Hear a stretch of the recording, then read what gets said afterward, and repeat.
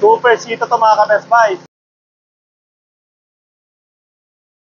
Nasusunog mga best buys. So sobrang lakas din yun ng butas. So habang nag-weld ako, mag-grinder naman siya, no?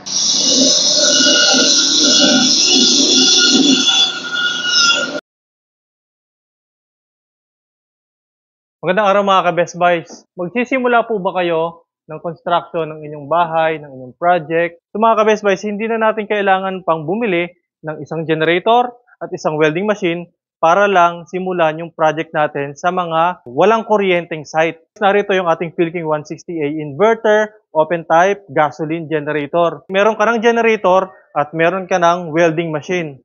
So sa halagang 25,500, makakapag-start ka na ng iyong project kahit walang kuryente. So itest nga po natin yung ating dalawang units na ito na ipapadala natin sa iba't ibang lugar sa Pilipinas. Ito po ay sa Iloilo at ito naman po ay sa Zamboanga del Sur. So itest natin mga ka-best buys yung ating mga inverter welding generators para hindi tayo makapagpadala ng mga defective na unit sa ating mga kliyente. So bago lahat mga ka-best buys, silipin natin yung components ng ating Philking PK160A. Meron siyang thread na type na contact. So dati kasi mga ka-best buys, easy connect lang, kaya mas madaling ang i-connect. Ang problema mga ka-best buys, bumibitaw siya kapag medyo malakas yung persa natin. Meron rin siyang 220 volts and 1.2 kilowatt na AC output.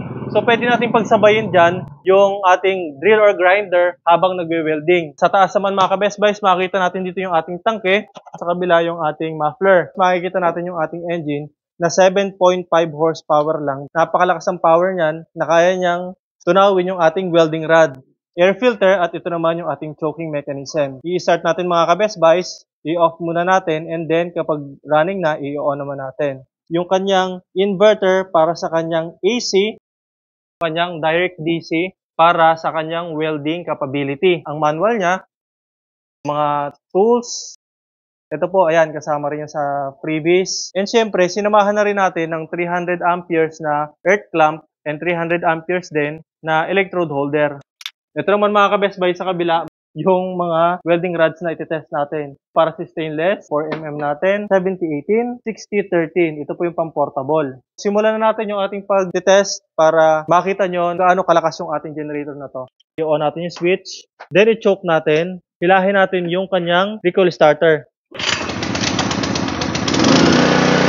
230 yung kanyang voltage para sa AC. So simulan muna natin dito sa portable or yung 60-30 natin.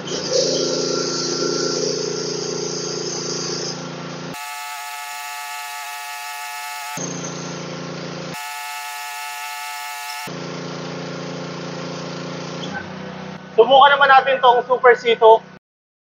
Ito yung 4mm mga ka-best buys ha. Ang kapal nito, tingnan nyo. Neon Weld 70-18. Ito, malakas-lakas to mga ka-best buys. Ready ka na ba? Okay, ready na daw.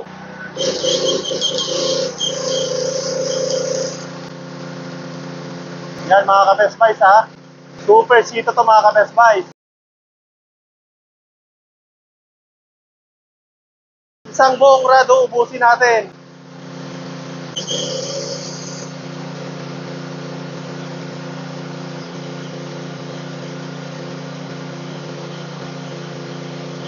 Nasusunog mga best buys. So sobrang lakas din yun ng butas.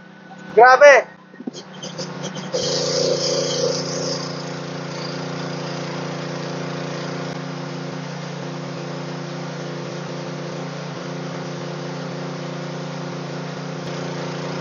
Woo! Suabe. Patay muna natin.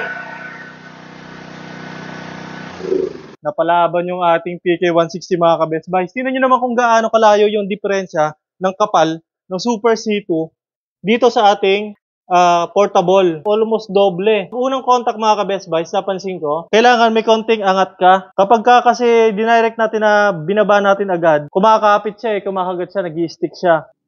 Ayan, okay mga ka-best buys. So itong mga ka-best buys ay ipapadala naman natin kay Sir Efren Bantillo dyan sa Jaro, Iloilo. So, lipat naman po tayo dito sa isang generator natin. Sir Lorenzo Sia, dyan naman po sa Zamboanga. So, gagamitin naman natin dito mga ka-best buys itong ating pang-stainless. And then, gagamit din tayo ng isang 60-13. Tapos, sasabayin naman natin ng power tools mga ka-best buys. Start natin yung ating generator. Simulan muna natin dito sa portable. Ay, yung manipis lang. E6030. So, habang nag-weld ako, mag-grinder naman siya, no?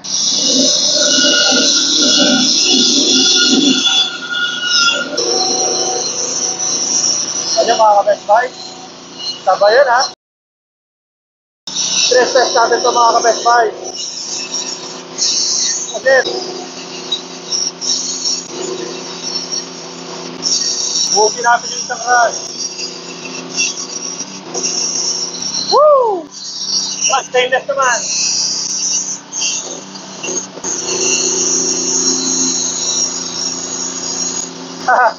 Wala palang talsik yung stainless. Napakagaan lang pala nito. Ang pinis matunaw. Oh! Okay na. Sarap. Papatayin natin para tumahimik mga ka-best buy. So, na-test na po natin. Stress test pa nga yung ating mga generator mga ka-best buys. Hindi lang simpleng test yung ginawa natin. So, dyan pa lang mga ka-best buys, makakita nyo na kung gaano talaga katatag at kung gaano katindi yung power na nire-release ng ating mga PK160A. Mapa AC man yan at saka welding na magkakasabay. 25,500. So sa presyong yan, makakapag-start ka na ng iyong welding works. Maraming salamat sa inyong panonood mga ka-best buys. Mag-ingat po tayo palagi. God bless po.